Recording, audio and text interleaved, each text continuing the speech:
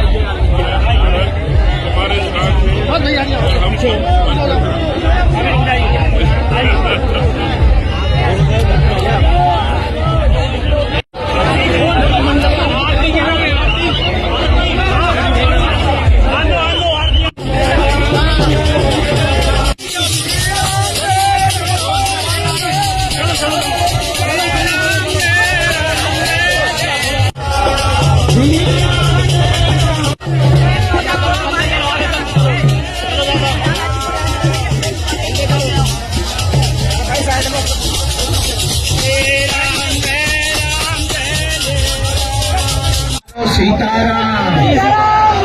मछुआरों वालों सीताराम। कैसे है? हिंदू एकता के लिए तुम्हें नहीं चलना है? तुम पाकिस्तान में सड़कों पर निकलोगे क्या? है?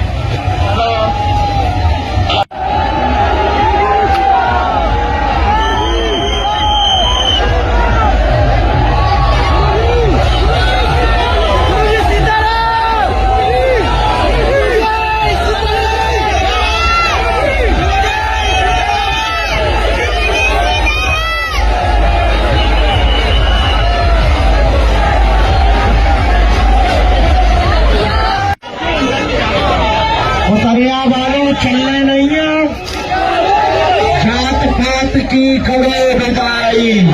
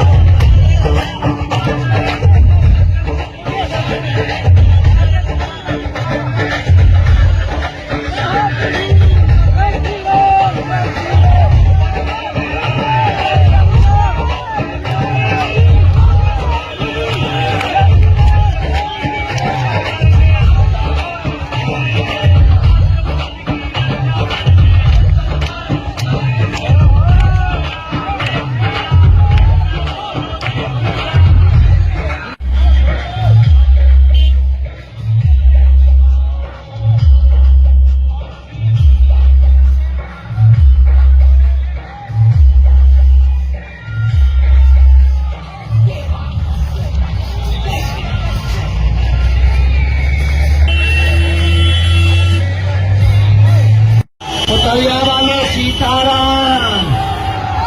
अच्छा, बच्चे थक तो नहीं गया? अच्छा, रुकना नहीं है, चले चलना। जय हो उतरिया वालों, जय हो भैया।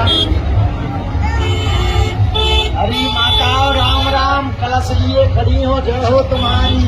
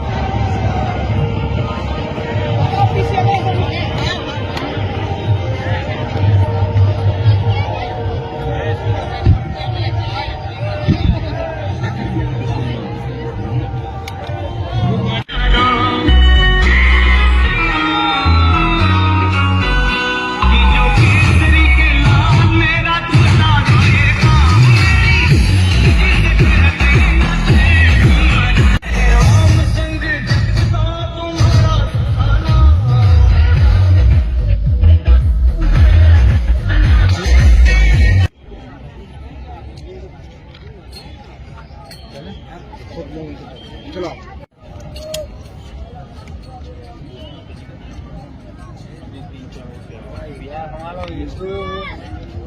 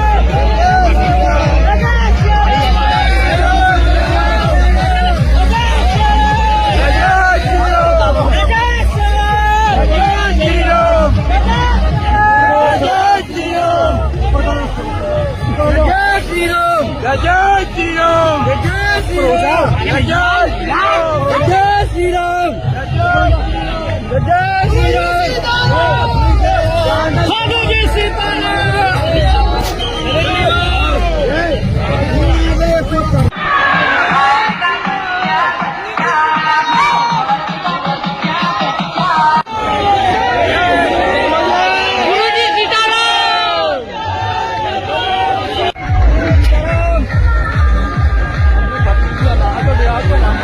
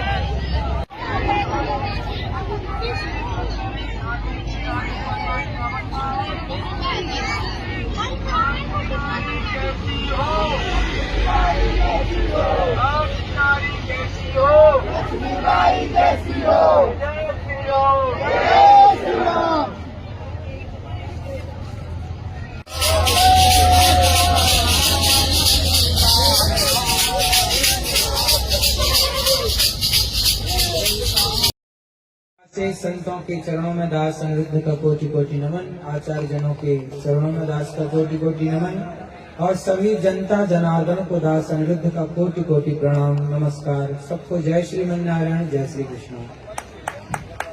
सभी उपस्थित कवियों को प्रणाम, आपकी वाणी को प्रणाम, सरस्वती माँ जो आपके भीतर विराजी हैं उनको प्रणाम, भगवान राम को प्रणाम। आप सभी की उपस्थिति, आज जो ये यात्रा आप देख रहे हैं, यह यात्रा इस आजाद हिंदुस्तान के बाद, आजाद भारत के बाद ये पहली इस तरह की यात्रा है। आजाद भारत 1947 में जब हम आजाद हुए, उसके बाद इस तरह की ये पहली इस तरह की यात्रा है कि सड़कों में इस तरह से भगवा झंडा हम सब देख पा रहे हैं एक साथ, इतने सनातनियों को एक साथ देख पा रहे हैं। देखिए, अभी तक हम लोगों ने सुना था कि हिंदू सो रहा है, अभी तक हम लोग सुनते आए हैं कि हिंदू सो रहा है, कब जागेगा कब जागेगा। लेकिन अब हमें लग रहा है कि हिंदू अब नहीं सो रहा है, अब हिंदू देखो जाग रहा है, जाग के सड़कों में आकर के अपने अधिकार की बात कह रहा है। अभी तक क्या हुआ कि हम लोग अपने अधिकार की बातें कह ना पाए, अपने अधिकार की लड़ाई लड़ ना पाए, हम बटे थे। और इस बंटवारे में आपको पता है हम कितने वर्षों तक गुलाम रहे अंग्रेजों के और मुगलों के? कितने वर्षों तक गुलाम रहे? 500 साल तो मुगलों की गुलामी की, 200 साल अंग्रेजों की गुलामी की, टोटल हम 700 साल तक बटे रहे और गुलाम रहे। जानते हो क्यों गुलाम रहे?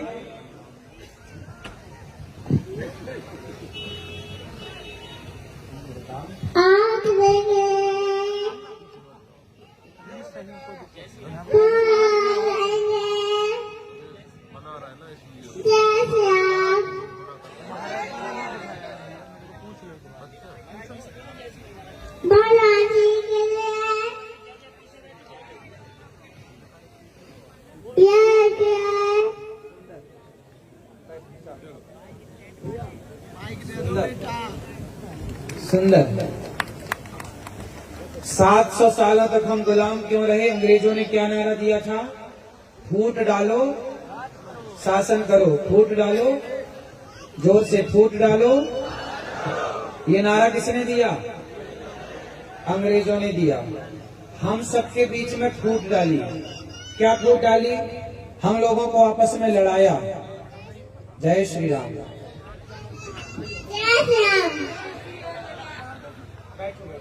बच्चे को बैठा लो। तो हम वोट डालो शासन करो की राजनीति पे उलझे रहे, हम आपस में लड़ते रहे।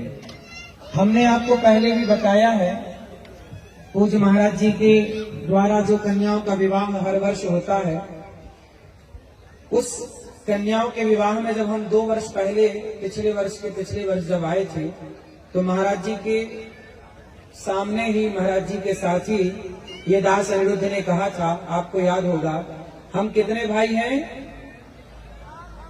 4 भाई हैं, ब्राह्मण, क्षत्रिय, वैश्य और।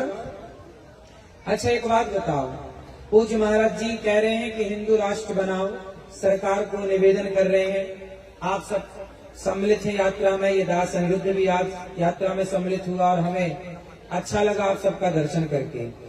अच्छा सोचो, सारा हिंदू समाज, सारा भारत चाहता है कि हिंदू राष्ट्र बने। आप में से कितने लोग चाहते हैं कि हिंदू राष्ट्र बने? अच्छा ये बताओ, महाराज जी जो काम, पूज्य बागेश्वर धाम सरकार जो कार्य कर रहे हैं, इस कार्य में हम सभी भारतवासियों को एकजुट होकर के एक मंच में खड़े होकर हिंदू राष्ट्र की मांग करनी चाहिए कि नहीं करनी चाहिए? अब हम विभाजित ना रहें, अब हम संगठित हो जाएं। कोई व्यक्ति चल रहा है तो हम या तो संग चलें, या फिर हम साथ में शारीरिक नहीं चल पा रहे हैं तो घर बैठे ही समर्थन करें। यदि आप सनातन को मजबूत करना चाहते हैं तो कुछ बातें ध्यान से सुनिए। एक तो पक्ष ये है कि देश हिंदू राष्ट्र बने। थोड़ी देर के लिए इमेजिन करो, सोचो, यदि ये भारत हिंदू राष्ट्र नहीं बना, थोड़ी देर के लिए सोचो, यदि ये भारत हिंदू राष्ट्र नहीं बना, और थोड़ी देर के लिए सोच लो कि आज दक्षिण भारत में आप जाओ तो इसी भारत में हमारे हिंदू अल्पसंख्यक हो गए कि नहीं? हाँ या ना?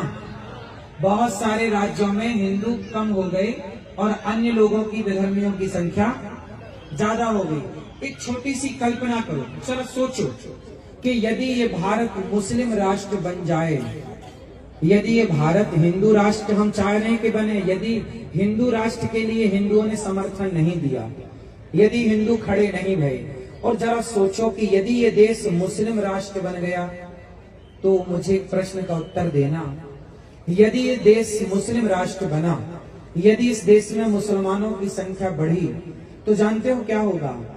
क्या इस देश में आपकी बहन बेटियां, क्या आप इस देश में, यदि ये मुस्लिम राष्ट्र बनता है, मुसलमानों की संख्या बढ़ती है, तो क्या इस देश में आप सुरक्षित रह पाओगे? अच्छा, क्या फिर इस देश में सिख लोग सुरक्षित रह पाएंगे? उत्तर दो। क्या इस देश में जैन लोग सुरक्षित रह पाएंगे? अब जैन कहें, सिख कहें कि जी हम हिंदू राष्ट्र में हम सहयोग क्यों करें, क्योंकि आप तो हिंदू राष्ट्र की बात कर रहे हैं। अब जैन लोग कहें कि जी हम आपका समर्थन क्यों करें, सिख कहें जी हम आपका समर्थन क्यों करें, हमारे बौद्ध लोग कहें कि जी हम समर्थन क्यों करें, क्योंकि हम तो बौद्ध धर्मावलंबी हैं, आप तो हिंदू राष्ट्र की मांग कर रहे हैं। तो जैन कहे, सिख कहे और बौद्ध कहे कि हम आपका समर्थन क्यों करें। तो मैं उन लोगों के लिए एक बात बताऊं, कभी इस सवाल कोई आपसे करे तो आप उत्तर दे पाए। इसके लिए हिंदू राष्ट्र मतलब है सनातन राष्ट्र, हिंदू राष्ट्र का मतलब है सनातन राष्ट्र, और ये सभी लोग सनातनी हैं, चाहे वो सिख हो, चाहे वो जैन हो, चाहे वो बौद्ध हो। अब यहाँ एक छोटी सी बात जो मैंने कही, उसकी जरा बात समझो। यदि जैन कहते हैं कि हम आपका समर्थन क्यों करें, क्योंकि आप तो सनातन राष्ट्र बनाना चाहते हैं, हिंदू राष्ट्र बनाना चाहते हैं, तो उन जैन भाइयों से पूछना, उन सिख भाइयों से पूछना, उन बौद्ध भाइयों से पूछना कि यदि ये भारत मुसलमानों के कब्जे में आया और ये मुस्लिम राष्ट्र रहा, तो बताओ क्या ये मुसलमान फिर सिखों को रहने देंगे? क्या ये मुसलमान जैनों को रहने देंगे? क्या जैनों की और सिखों की बहन बेटियां सुरक्षित रहेंगी? क्या बौद्ध सुरक्षित रहेंगे? इसलिए सनातन सुरक्षित है तो सिख, जैन, बौद्ध, संपूर्ण विश्व सुरक्षित है। यदि सनातन सुरक्षित नहीं है ना मेरे भाइयों, तो कोई आपको बचाने वाला नहीं है। इसलिए कहता हूं कि सनातन का समर्थन सबको करना चाहिए। हमारे जैन भाई ये भी सनातनी हैं, हमारे सिख भाई ये भी सनातनी हैं, और हमारे बौद्ध भाई ये भी सनातनी हैं। हम सबको सनातन का साथ देना चाहिए। सब एक है। यदि बट गए, जैसे हम बात करते हैं जातियों की, ब्राह्मण, क्षत्रिय, वैश्य, शूद्र, हम इन जातियों में तो बटे हैं, लेकिन एक बात बताओ, क्या जैन और हिंदू अलग हैं? जैनों के भगवान हैं भगवान ऋषभ देव जी। 24 तीर्थंकर में एक तीर्थंकर भगवान ऋषभ देव जी हैं, हाँ या ना? अब ये बताओ कि जैन ऋषभ देव जी को मानते, और हम लोग 24 अवतारों में एक अवतार हम लोग भगवान ऋषभ देव जी को मानते। हमारे 24 अवतारों में भी एक अवतार कौन है? भगवान ऋषभ देव जी। तो जैन और हिंदू, जैन और हम सनातनी, हम दोनों की विचारधारा एक है कि नहीं? माना कि मत अलग अलग हो सकते हैं, विचारधाराएं अलग अलग हो सकती हैं, पर हम हैं तो एक ना। इसलिए मैं जब बात करूं सनातन की, मैं जब बात करूं सनातन धर्म की, मैं जब बात करूं हिंदू राष्ट्र की और सनातन राष्ट्र की, यदि कोई आपको कहे कि जी हिंदू राष्ट्र बन रहा है, हम क्यों नहीं, ये सनातन राष्ट्र, हिंदू राष्ट्र मतलब सनातन राष्ट्र, और सनातन राष्ट्र बनेगा, हम सुरक्षित रहेंगे। सनातन कहते हैं ना कि नींव नींव यदि बचेगी, नींव मजबूत है तो इमारत टिकी रहेगी, कितना भी तूफान और कितना भी भूकंप आए। नींव कमजोर है, इमारत कितनी सुंदर है तो ढह जाएगी, गिर जाएगी। तो इस दुनिया की नींव सनातन ही है। सनातन सुरक्षित है तो सब सुरक्षित है।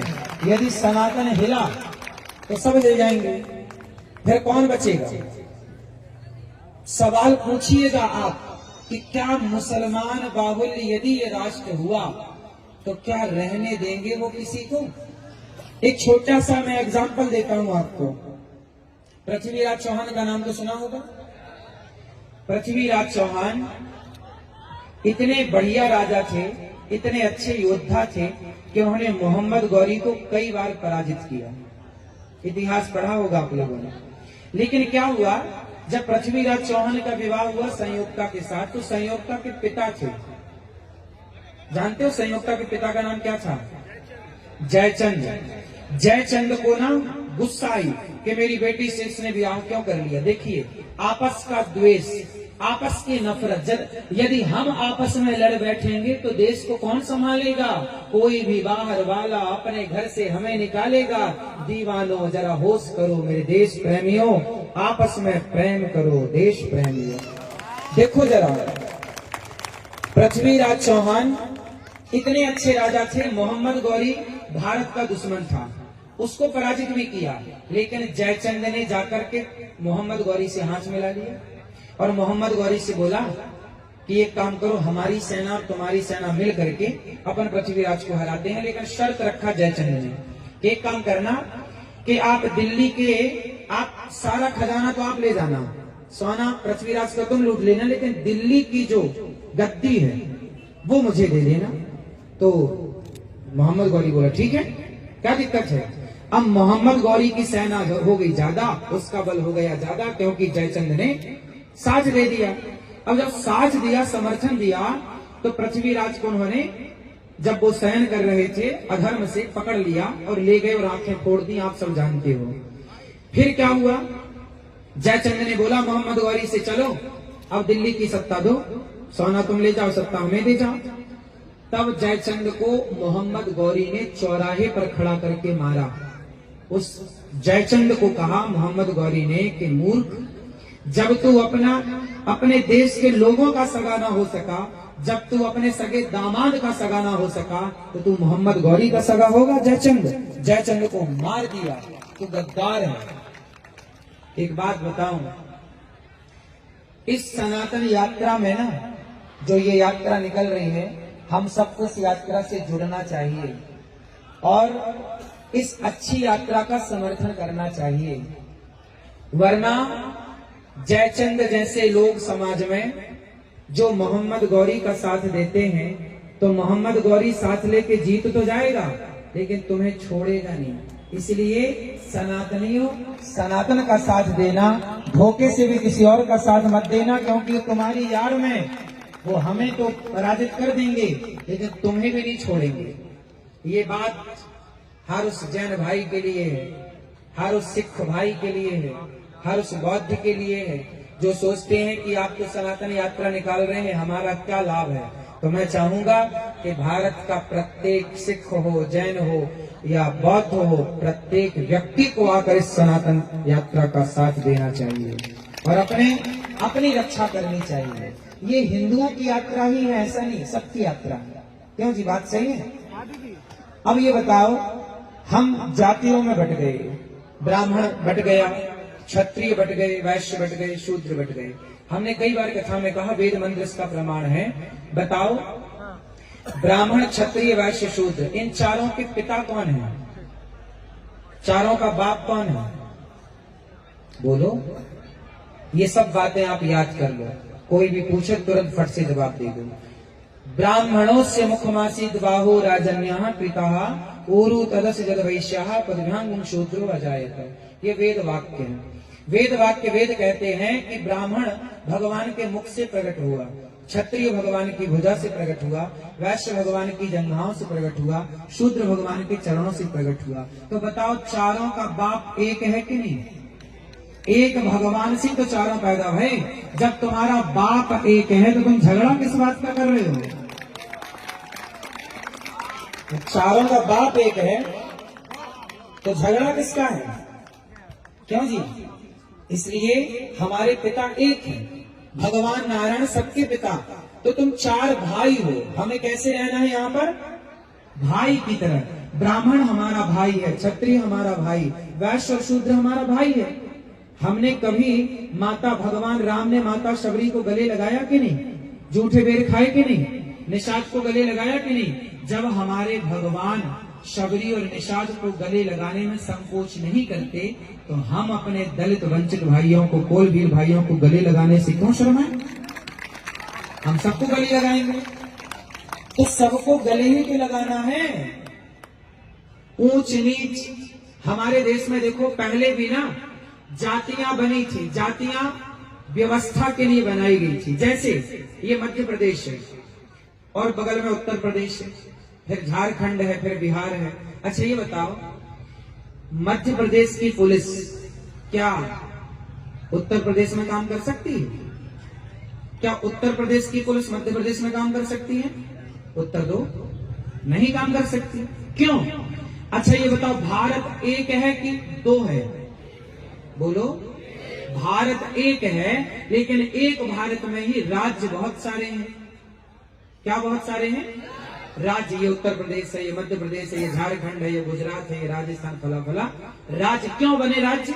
व्यवस्था के लिए, कि आप इस राज्य के हैं तो आपको ये व्यवस्था मिलेगी, यहाँ की सरकार संभालेगी। ये इतना बड़ा देश है ना, तो व्यवस्था बनानी पड़ेगी। जैसे मंच की व्यवस्था ये लोग बना रहे हैं, वहाँ की व्यवस्था कोई और बना रहा है, यात्रा में साउंड की व्यवस्था कोई कर रहा है, लाइट की व्यवस्था कोई कर रहा है, आपके भोजन की व्यवस्था कोई कर रहा है। सारा काम महाराज जी तो नहीं कर पाएंगे। महाराज जी ने व्यवस्थाएं सौंप दी, भाई ये काम आपको करना है, ये काम आपको करना है, ये काम आपको करना है। हाँ या ना? आप भी जब बेटी का ब्याह करते हो तो काम सौंपते हो ना। उसी तरह हमारा इतना बड़ा देश था, हमारा इतना बड़ा सनातन धर्म था, तो हमारे ऋषि मुनियों ने व्यवस्था बनाई 4 भागों में। ब्राह्मण किसी का नाम नहीं है, ब्राह्मण कोई जाति नहीं है, ब्राह्मण एक व्यवस्था है। ब्राह्मण की व्यवस्था क्या थी? वेद पढ़ना, वेद पढ़ाना, यज्ञ करना, यज्ञ कराना, दान लेना, दान देना। पहले के जमाने में बताओ, राम जी पढ़ने कहाँ गए? वशिष्ठ जी के यहाँ। कृष्ण पढ़ने कहाँ गए? सांदीपनि जी के यहाँ, गुरुकुल में। पहले ब्राह्मण ही पढ़ाता था और पढ़ाने का कोई शुल्क नहीं होता था। जब से विद्या पैसे से पढ़ाई जाने लगी, जब से शिक्षा बिकाऊ हुई, तब से यहाँ नौकर पैदा होने लगे देश में। वरना पहले चंद्रगुप्त सम्राट पैदा करते थे, चाणक्य। चाणक्य ने पढ़ाया चंद्रगुप्त को, क्या बनाया? बोलो। चंद्रगुप्त को नौकर बनाया कि सम्राट? हाँ। जब पहले चाणक्य ने क्या चंद्रगुप्त को पढ़ाने की कोई फीस ली? बोलो। नहीं ली ना, कोई फीस नहीं ली। तो चंद्रगुप्त को पढ़ाकर चाणक्य ने सम्राट बनाया। पहले वशिष्ठ जी ने पढ़ाए राम को, तो सम्राट बना के बिठा दिया। कृष्ण जी को पढ़ाए पंडित जी ब्राह्मण सांदीपनि ने, सम्राट बना के बिठा दिया। पहले की शिक्षा बिकाऊ नहीं थी, पहले ब्राह्मण पढ़ता था और शिष्य को निस्वार्थ भाव से पढ़ाता था। सुनो, गुरु द्रोणाचार्य का नाम तो सुना होगा। ये बताओ, गुरु द्रोणाचार्य के बेटे का नाम क्या था? अश्वत्थामा। खुद का बेटा था ना। लेकिन अर्जुन, अब बताना, समझना, अर्जुन ज्यादा बड़े धनुर्धर थे कि अश्वत्थामा बड़ा धनुर्धर था? जोर से। क्यों? यदि अर्जुन को पढ़ा सकते हैं गुरु द्रोणाचार्य, तो खुद के बेटे को भी तो पढ़ा सकते थे ना। अर्जुन को इतना बड़ा योद्धा बना सकते थे, तो खुद के बेटे को भी तो बना सकते थे ना। क्यों नहीं बनाए? बताओ। क्योंकि जो ब्राह्मण था ना, ब्राह्मण जो होता है वो पढ़ाता है, तो वो ये देख कर पढ़ाता है कि ये विद्या का प्रयोग कहाँ करेगा, ये पढ़ने योग्य है या नहीं, ये विद्या का सदुपयोग करेगा कि दुरुपयोग करेगा। उनको समझ आ गया कि मेरा बेटा मेरी विद्या का मिसयूज कर सकता है, इसलिए कुछ विद्याएं उन्होंने अपने पुत्र को ना दे करके अर्जुन को योग्य मान करके अर्जुन को पढ़ाया। ये पहले का ब्राह्मण था। ब्राह्मण निस्वार्थ पढ़ाएगा, ब्राह्मण का काम था पढ़ाना और कोई फीस नहीं लेना, ये काम था ब्राह्मण का। इसलिए गौरी गोपाल गुरुकुल में 150 बच्चे पढ़ रहे हैं, कोई फीस नहीं लगती उन बच्चों की। ये दास अनिरुद्ध उनकी सेवा करता है पढ़ाने लिखाने की। आज भी वो गुरुकुल परंपरा जिंदा है। तो ब्राह्मण का काम पढ़ाना था, ब्राह्मणिक व्यवस्था थी। क्षत्रिय क्या था? तलवार उठाओ चलो और राज्य की सीमा की रक्षा करो, देश की रक्षा करो। क्षत्रिय व्यवस्था थी जो तलवार उठाए। वैश्य जाओ पैसे कमा के लाओ, देश को मजबूत करो, पैसा कमाओ। शूद्र की व्यवस्था थी कि तुम सबके साथ, जैसे लोहार तलवार, पृथ्वीराज चौहान के पास जो तलवार थी वो तलवार किसने बनाई थी? महाराणा प्रताप के पास तलवार थी, झांसी की रानी के पास तलवार थी। तो क्या झांसी की रानी खुद ने तलवार बनाई थी? कोई लोहार ही तो बनाया होगा, नहीं बनाया होगा। तो जितना बड़ा योगदान झांसी की रानी का है तलवार चलाने में, तो क्या उस लोहार का नहीं है तलवार बनाने में?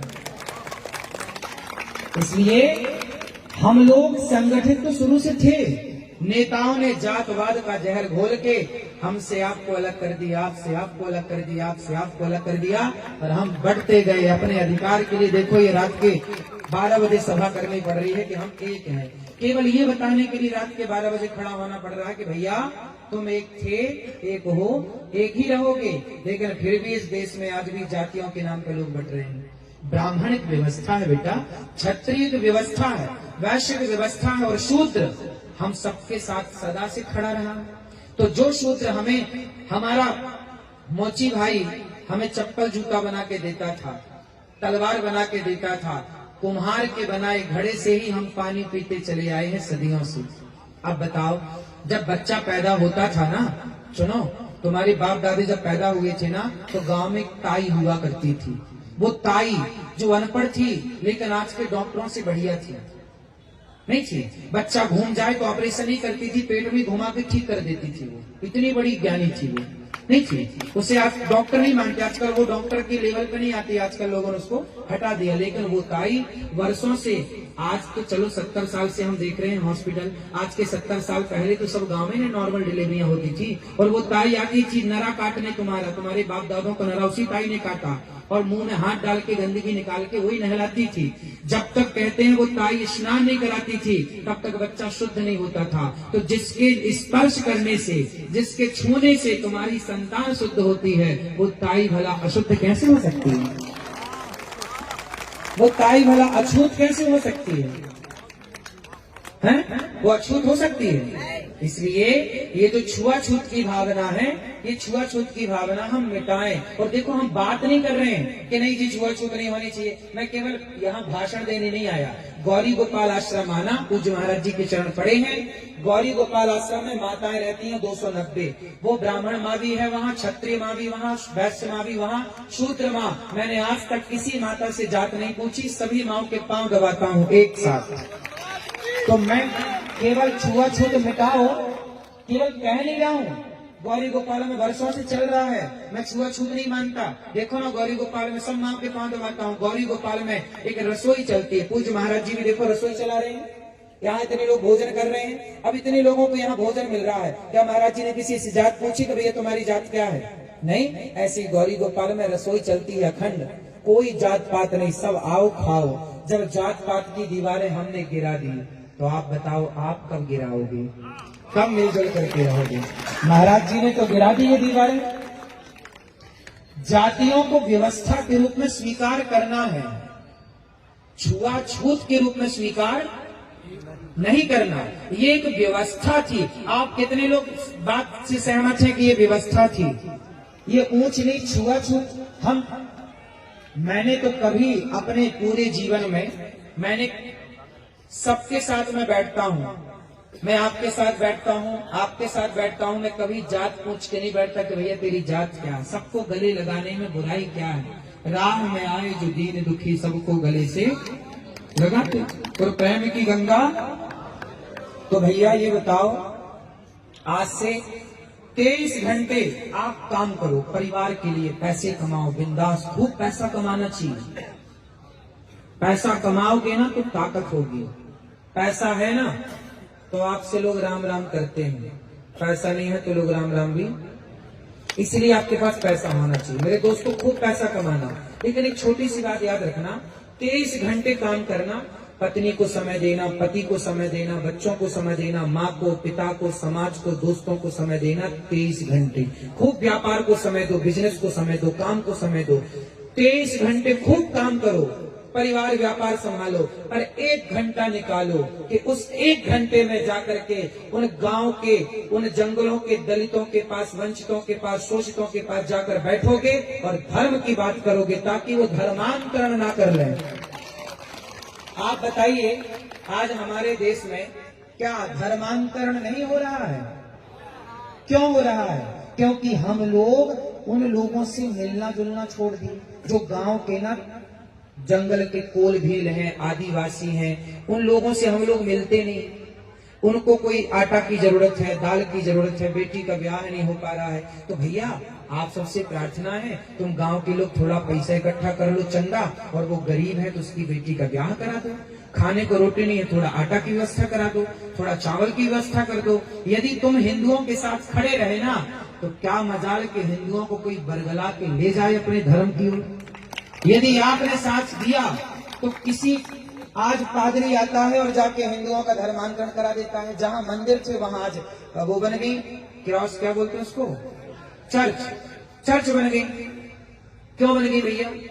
आज हम लोगों ने जाना आना छोड़ दिया, मिलना जुलना छोड़ दिया। सारा समय हम मोबाइल पर रहते हैं, रील पर रहते हैं, फेसबुक, व्हाट्सएप, इंस्टाग्राम पर रहते हैं। भैया समझो, ये महाराज जी पैदल चल रहे हैं, छाले पड़ गए, देखिए क्यों चल रहे हैं। अभी मेरे के साथ चला लगभग 1-2 किलोमीटर जो भी चला, तो मैंने देखा कि महाराज जी कितने बढ़िया हैं कि दूर खड़ी कोई बहन ना, दूर खड़ा कोई दादा, दूर खड़ा कोई बच्चा, उससे भी ये देख लेते हैं, बुला लेते हैं, आओ यहाँ।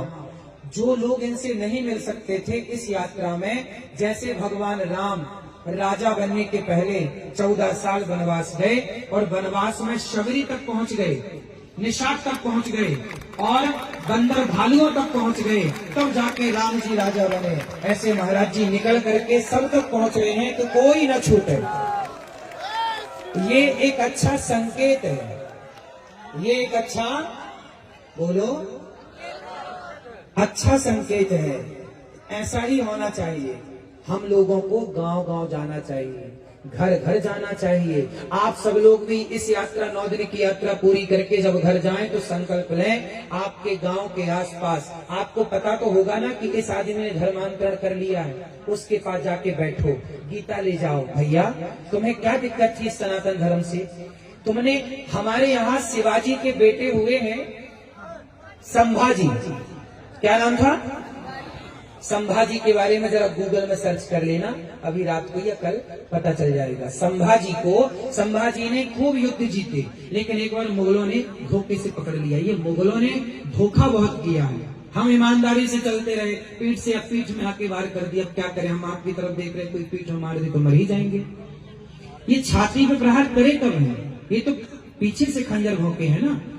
तो संभाजी को इन्होंने पकड़ लिया, और संभाजी के बारे में जब मैंने पढ़ा, और आप पढ़ोगे ना, रो पढ़ोगे, तुम्हारी आंखों में आंसू आएंगे। संभाजी के नाखून पकड़ के उन्होंने चिमटी से, बड़े जो होता है लोहे की, पकड़ के खींच लिया, नाखून उखड़ गया, और उस उखड़े नाखून में गरम गरम पानी डाला मुगलों ने।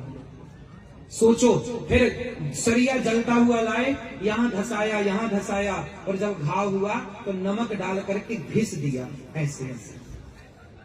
संभाजी लगभग 39 दिन तक इस तरह से तड़पाया। उंगली काट दी एक, आज एक उंगली काटी, कल फिर ये पंजा काट दिया, फिर ये काट दिया।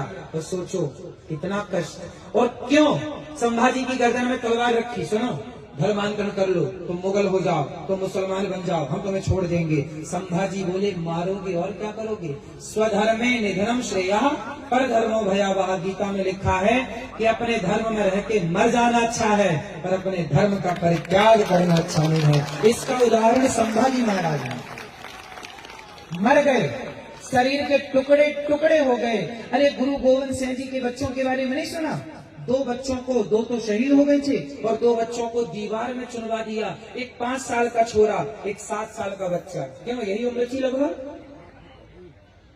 7 साल के बच्चा कितना बड़ा होता भैया? 7 साल का बच्चा, 7 साल के बच्चे को जिंदा दीवार में चिनवा दिया, दीवार खड़ी कर दी आगे पीछे से, जिंदा बच्चों को दीवार। सोचिए क्यों? बच्चों से कहा तलवार रख के गर्दन में, धर्म बदल लो। 5 साल का बच्चा बोला मार दो, मर जाएंगे। और धर्म परिवर्तन नहीं करेंगे। क्या खून था, क्या जज्बा था, क्या प्रेम था अपने धर्म से। और आज का आदमी 500 रुपया में बिक जाता है। 500 रुपया कोई दे दे, 1000 रुपया कोई दे दे, तो आदमी धर्म परिवर्तन करने को तैयार है। मेरे दोस्तों, ये सब इसलिए हो रहा है कि आप जैसे युवा अभी हमारे गांव के वंचितों तक, शोषित तक, आदिवासी दलित भाइयों तक पहुंचे नहीं है। आपसे मेरी हाथ जोड़ के प्रार्थना है, पूज्य महाराज जी की भी आपसे यही प्रार्थना है। और ये यात्रा इसीलिए निकाली गई है कि महाराज जी सब तक पहुंचे। मुझे बहुत अच्छा लगा जब मैंने सुना कि महाराज जी ने यात्रा निकाली। मैं लालायित हो गया और इनके प्यार ने मुझे खींच लिया, आप सबके प्यार ने खींच लिया और आज आप सबके बीच में सेवा करने के लिए दास हाजिर हैं। तो मुझे कितने लोग, मैं जब भी कथा करने जाता हूँ, मैं बिहार गया कथा करने, जहां भी मैं कथा करने जाता हूँ, अभी मैं यहाँ गदरुआ धाम और ग्वालियर में कथा थी, मैं जहाँ कथा करने जाता हूँ, मैं गरीब दीन दुखियों के घर जरूर जाता हूँ और उनसे पूछता हूँ कि तुम्हें कोई पैसे दे के धर्मांतरण तो नहीं कराने आता। यदि मैं जा के पूछ सकता हूँ, महाराज जी जा के पूछ सकते हैं, तो आपकी भी तो जिम्मेदारी है कि आप भी जा के पूछें। कोई दिक्कत है तो आप उनका सहयोग करें। अपने दोस्त, जैसे शराब पीने के लिए तुम लोग सहयोग कर लेते हो ना, यार जरा 100 तुम मिलाओ, 100 तुम मिलाओ, पौवा ले आते हैं, पी लेते हैं। यदि शराब के लिए तुम सहयोग कर सकते हो, तो किसी हिंदू ने जो धर्मांतरण कर लिया है, यदि तुम्हारे 1000-2000 की मदद कर देने से वो घर वापसी कर रहा है, तो भैया मदद करना सही है कि गलत है? तो कितने लोग आज से ये मुहिम भी चलाएंगे? 1 घंटा राष्ट्र को देंगे, 1 घंटा धर्म को देंगे। किसको देंगे? 23 घंटा परिवार व्यापार के लिए काम करेंगे और 1 घंटा बैठेंगे दीन दुखी शोषित वंचित दलितों के पास जाके। क्यों भैया, कोई कमी तो नहीं है, कोई दिक्कत तो नहीं है? महाराज जी ने 200-200, 300 बेटियों का विवाह करते हैं। क्यों करते हैं? भीख मांग मांग के, भैया थोड़ा सहयोग करो, थोड़ा सेवा करो, लोग देते हैं और ये महाराज जी करते हैं। पिछले वर्ष विवाह हुआ कन्याओं का, महाराज जी ने सबको गाड़ियां दी, महाराज जी ने सबको कितना सामान दिया। एक बाप अपनी बेटी को जितना नहीं दे सकता, वो जो महाराज जी ने इतना कुछ दिया उन बेटियों को। क्यों? ये चाहते हैं कि हमारे देश में हिंदू धर्मांतरण की आग में ना झुलसे। तो ये जितनी मदद कर सकते हैं कर रहे हैं। कुछ मदद ये कर रहे हैं, कुछ मदद हम करें, कुछ मदद आप सब करो, है ना? गौरी गोपाल आश्रम में कितने लोग कथा सुन सुन के, कितने लोगों ने धर्म छोड़कर वापस आ गए केवल सुन सुन करके। कितने लोगों को हम जा के समझाते हैं, कितने लोगों को बैठ करके प्यार से समझाते हैं। आपने प्रश्नोत्तरी में भी सुना होगा, कितने लोग आए, बोले हमने पहले बदल दिया था, बाद में कथा सुनी तो वापस आए। तो ये सब चल रहा है। हम लोग अपने स्तर से तो जो बन रहा है कर रहे हैं, आप लोग भी करिए। हम सब जब खड़े होंगे, कहते हैं ना, ये 5 उंगलियां ऐसे करो सब लोग, ऐसे सारी उंगलियां अलग है ना, ये उंगलियां अलग है तो कमजोर है, कमजोर है। एक उंगली पकड़ के कोई भी तोड़ सकता, लेकिन जब ये 5 उंगलियां इस तरफ बनती हैं और किसी को पड़ जाए ठूसा तो दांत बाहर आ जाते हैं, हाँ है ना? तो जहां सुमति तहां संपत्ति नाना, जहां कुमति तहां विपत्ति निदाना। एक झाड़ू बहुत सारे तिनकों से जुड़कर बनती है। यदि वो झाड़ू तिनकों से जुड़ती है तो सारे कचरे को साफ करती है, और यदि वो झाड़ू स्वयं बिखर जाए तो खुद कचरा बन जाती है कि नहीं? हाँ या ना? मेरे सनातनियों, संगठित रहोगे तो कचरा साफ करते रहोगे, और यदि बिखर गए तो स्वयं कचरा बन जाओगे।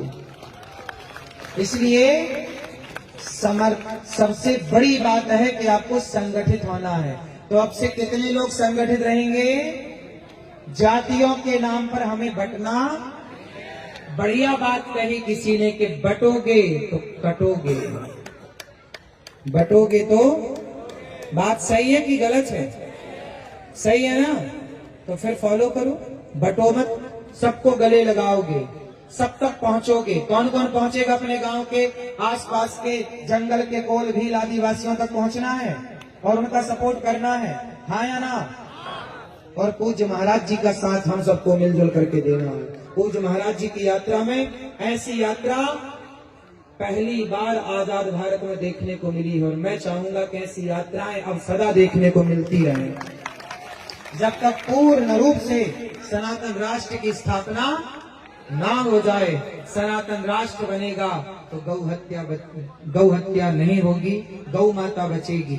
आज एक और 2013 में एक कानून बना, सुनो, एक आखिरी बात कह के, आपको रात हो रही है, सुबह उठना भी है, आखिरी बात कह के बात को पूरी करें। 2013 में एक कानून बना हमारे देश में, इसी देश में। जानते हो क्या कानून बना? कि कोई भी मुसलमान खड़े होके कह दे कि ये जमीन हमारी है तो वो जमीन उसकी हो जाती है। आप कोर्ट केस नहीं कर सकते, अपील नहीं कर सकते। एक ऐसा कानून, अभी आपने सुना होगा, अंबानी के घर को कह दिया मुसलमानों ने कि वक्फ बोर्ड का घर है, मतलब वक्फ बोर्ड की जमीन पर बना है। क्यों जी, बात सही है? ये सुना कि नहीं आप लोगों ने? अब सोचो कि वक्फ बोर्ड ने ये कह दिया, मुसलमानों ने ये कह दिया कि अंबानी का घर वक्फ बोर्ड की जमीन में बना है। अब सोचिए, अंबानी जैसों को ये नहीं छोड़ रहे हैं तो कल आपके घर में खड़े होकर कह दें कि ये घर, ये जमीन वक्फ बोर्ड की है, तो कानून सरकार ने ऐसा बना दिया कि वो कह देंगे तो आपको खाली करना पड़ेगा। ये 2014-13 का कानून है, इसको आप पढ़िएगा, सर्च करिएगा, समझिएगा कि अब हमारे देश के नेता पुराने 2013 में ऐसा कानून बनाए, उसमें बताया जाता है कि केवल 14 मुसलमान थे और बाकी सबने, हिंदू नेताओं ने समर्थन करके कानून पास कर दिया मुसलमानों के पक्ष में कि वो किसी भी जमीन पे खड़े होकर कह दें कि हमारी है तो हिंदुओं को खाली करना पड़ेगी और वो कोर्ट में अपील भी नहीं कर सकते। ऐसा, अब बताइए ये सही है कि गलत है? अब आपकी जमीन पे खड़े होकर कह दें कि ये हमारी है तो खाली करना पड़ेगा, और कौन खाली करवाएगा? सरकार खाली करवाएगी, क्योंकि कानून बना दिया। अब सोचिए, इस देश में हमारी ही जमीनों पर वो कब्जाएं करने को तैयार है। फिर जाओगे कहा? मैंने कई बार एक बात दोहराई कि देखो, बांग्लादेश से खदेड़े गए तो भारत आए, पाकिस्तान से खदेड़े गए तो भारत आए, जम्मू कश्मीर से खदेड़े गए तो भारत के कोने कोने में गए। सोचो कि जिस दिन भारत से खदेड़े जाओगे कहाँ जाओगे? इसलिए सनातनियों को जगाने के लिए महाराज जी खड़े। आपसे प्रार्थना है, जागो। और महाराज जी साक्षात मुझे लगता है कि भगवान ही सनातनियों के लिए इस धरती पर इस रूप में अवतार लेकर के किसी न किसी रूप से आए हैं और ये सनातन की इस तरह की सेवा कर रहे हैं। ये हमारे सनातन संस्कृति के लिए गब्बर शेर हैं और इनका साथ सदा हमें देना चाहिए, कंधे से कंधा मिलाकर खड़ा होना चाहिए। और मैं तो भारत के सबको निवेदन करूं कि महाराज जी जो काम कर रहे हैं बढ़िया कर रहे हैं। और सुनो, हम लोग बच्चे हैं, यदि हम लोग कोई गलती भी करें ना तो हमारे बड़े संत हैं, साधु हैं, वो आके हमें 2 थप्पड़ भी जमाए, कान पकड़ के भी कहें कि भाई आप ये गलत कर रहे हो, ये वो मार्गदर्शन करें। हम तो कहते हैं कि हम गलत हैं तो हमें आप समझाओ कि भाई ये आपने गलत कहा, हम उसे सुधार करेंगे। लेकिन यदि अच्छा काम कोई कर रहा है तो सबको साथ जरूर देना चाहिए। क्यों जी? यदि हम कोई गलत कदम रखें तो हमें समझा दो कि भैया आप ये गलत है, हम सुधार कर लेंगे। बच्चा गलती करता है तो माँ थप्पड़ जमाते कि नहीं? बोलो। तो मैं भारत के तमाम साधु संतों से, तमाम बुद्धिजीवियों से, तमाम लोगों से प्रार्थना करूंगा इस यात्रा में आकर के अपना समर्थन दें और सनातन धर्म के लिए कंधे से कंधा मिलाकर चलने की जरूरत है, आगे बढ़ने की जरूरत है। तब एक अच्छे राष्ट्र का निर्माण होगा, तब एक अच्छे भारत का निर्माण होगा। वही भारत माता की, भारत माता की, नागेश्वर धाम की, नागेश्वर धाम की, गौरी गोपाल भगवान की, गौरी गोपाल भगवान की। सबको राधे राधे, राधे राधे। क्योंकि धर्म विरोधी ताकतें लगातार हिंदुओं को एकजुट होने से रोक रही। अच्छा, उनके जलसा निकलते हैं, हम नहीं रोकते, और हमारी यात्रा निकल रही है तो वो ज्ञान पेल रहे हैं पटरी के बारे में। आजादी के बाद ऐसा माहौल देश देख रहा है। कल बागेश्वर धाम के पागलों की चर्चा पूरे देश में हुई है। हम लोगों को हिम्मत कि हारना है, नहीं हारना है। कितने दिन तक? 9 दिन तक। कहां तक? बोलो, ओरछा तक।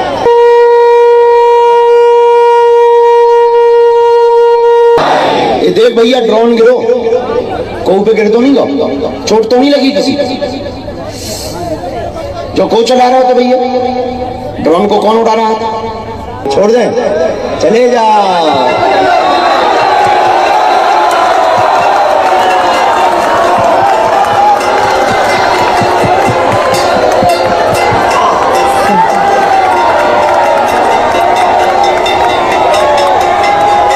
वे चले गए।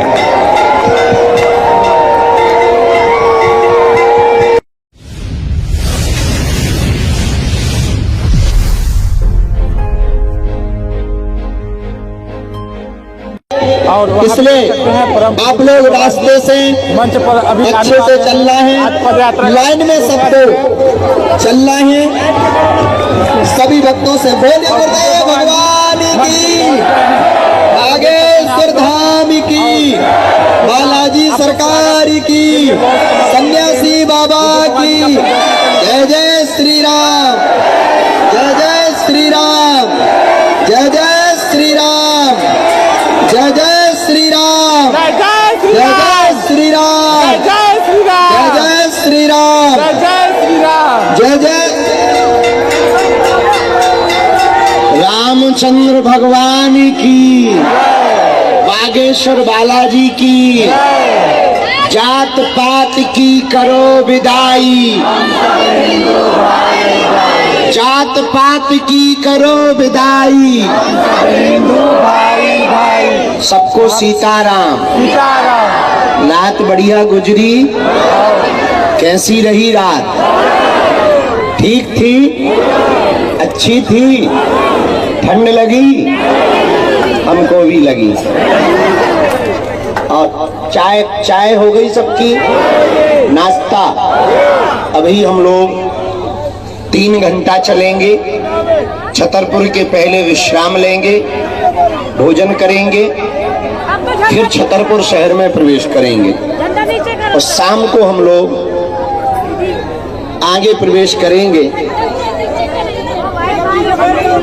हिम्मत हारना नहीं है, पीछे हटना नहीं है, डटना है। क्योंकि एक रात को एक नेता है शहाबुद्दीन, उन्होंने कहा है कि बाबा की यात्रा को बंद करो और बाबा को बंद करो। तो हम उनको कहना चाहेंगे कि ना हम बंद होंगे ना हमारी यात्रा बंद होगी। तुमको ज्यादा दिक्कत है तो आओ। इसलिए हम लोगों को अब और नहीं रुकना है, क्योंकि धर्म विरोधी ताकतें लगातार हिंदुओं को एकजुट होने से रोक रही। अच्छा, हमें हंसी इस बात पे आ रही, उनके जलसे निकलते हैं तो हम नहीं रोकते, उनके जलसा निकलते हैं हम नहीं रोकते, और हमारी यात्रा निकल रही है तो वो ज्ञान पेल रहे हैं ठटरी के बारे। अभी वर्तमान में हम लोग नहीं जागेंगे तो कभी नहीं जागेंगे। लड़ाई बड़ी है, थोड़ा थकावट भी हो रही होगी। आज हम दर्द की गोली भी मंगवा रहे तुम लोगों ने। अरे वाह, अब तो दो एक और शेर आ गया है। हनुमानगढ़ी वाले पूज्य श्री महंत राजू दास जी आ गए। कल बल्कि ये हमें धोखा दे गए हैं, लेकिन आज आ गए।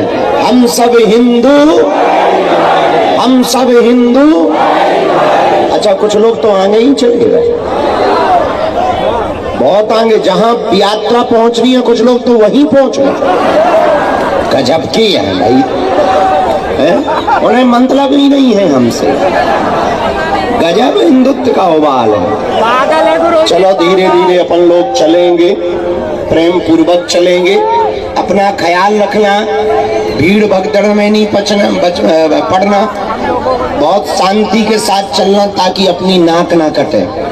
अच्छा, नाश्ता किया? कल ज्यादा थक गए थे ना, कल पहला दिन था, इकट्ठे चले ना। 9 दिन के लिए तैयार हो ना? कौन कौन 9 दिन के लिए तैयार है? हम सब हिंदू, हम सब हिंदू, हम सब हिंदू। आजादी के बाद ऐसा माहौल देश देख रहा है। कल बागेश्वर धाम के पागलों की चर्चा पूरे देश में हुई। ये यात्रा केवल हमारी आपकी नहीं, 100 करोड़ हिंदुओं की है। अब दूसरी बात, जितने भी यहाँ हिंदुत्व विचारधारा के, क्यों भाई संस्कार वाले कहाँ गए?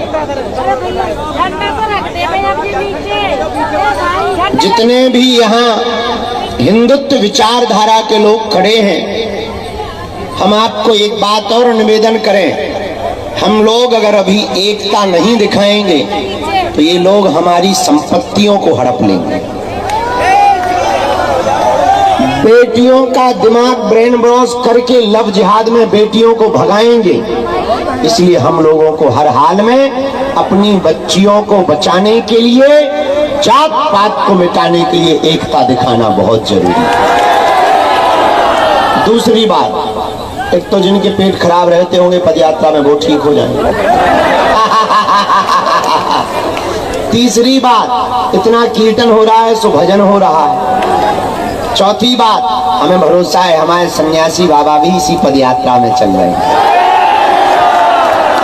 वो तुम लोगों की रक्षा करने चल रहे हैं। बालाजी भी चल रहे हैं, वो तुम लोगों की रक्षा करने के लिए। चौथा फायदा, राम राजा ओरछा के हम लोगों को दर्शन हो जाएंगे। पांचवा फायदा, इतिहास में कभी नाम लिखा जाएगा तो तुम भी अपने बच्चों को बताओगे कि हम भी बाबा के साथ गए थे। ऐसे कुछ लोग कहते हैं गांधी जी के साथ में गए थे, हम गांधी जी के साथ में गए जब देश, तो कभी भारत हिंदू राष्ट्र बनेगा तुम भी अपने नातियों को बताओ हम भी गए थे। कभी हिंदू राष्ट्र बनेगा तो ये चर्चा चलेगी तो तुम भी कहा अरे हम भी थे आएंगे। कुछ लोग तो वीडियो दिखाएंगे, जब देखो हमारी फोटो आई है, आ रहे। इसलिए हारियो न हिम्मत बिसारियो न राम। हम लोगों को हिम्मत कि हारना है, नहीं हारना है। कितने दिन तक? 9 दिन तक। कहां तक? बोलो, ओरछा तक। अपना ध्यान रखना। और अगर कोई भी पीड़ा कष्ट शरीर में हो गए, एम्बुलेंस भी चल रही, डॉक्टर भी चल रहे। रात्रि के लिए हमने और कंबल बढ़ाए हैं।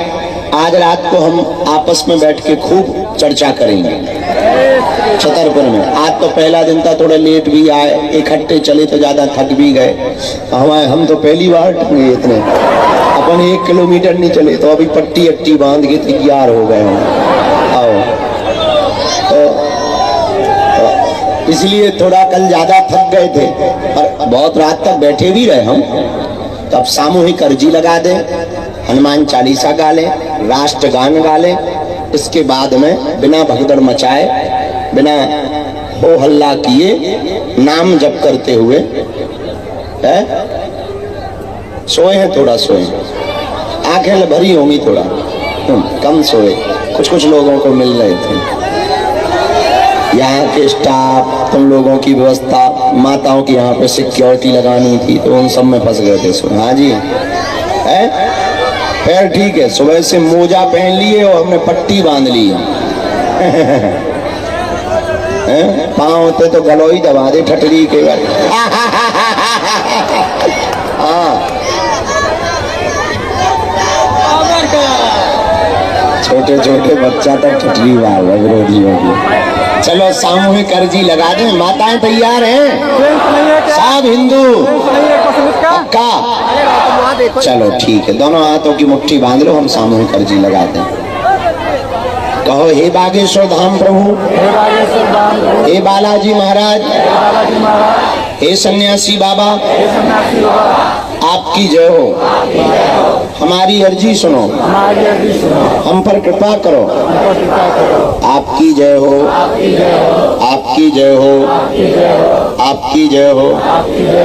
हे बागेश्वर बालाजी, हे बागेश्वर बालाजी, हे सन्यासी बाबा, हे सन्यासी बाबा, आजीवन पर्यंत आजीवन पर्यंत आपके चरणों से, आपके चरणों से, आपके धाम से, आपके धाम से, आपके दरबार से आपके दरबार से हम जुड़े रहेंगे, हम जुड़े रहेंगे, हम आते रहेंगे, हम आते रहेंगे, वचन देते हैं। वचन देते हैं, परंतु हमारी हमारी अर्जी अर्जी स्वीकार करो, स्वीकार करो, हम पर अपनी कृपा करो। कृपा करो। आपकी जय हो, आपकी जय हो, आपकी जय हो, आपकी जय हो, आपकी जय हो, आपकी जय हो। मणिमन बालाजी को प्रणाम करो, सन्यासी बाबा को प्रणाम करो, हमारे साथ बोलो सस्ता और समुचित इलाज के लिए गरीबों का रहनुमा मात्र एक हॉस्पिटल, मैया बाबू हॉस्पिटल।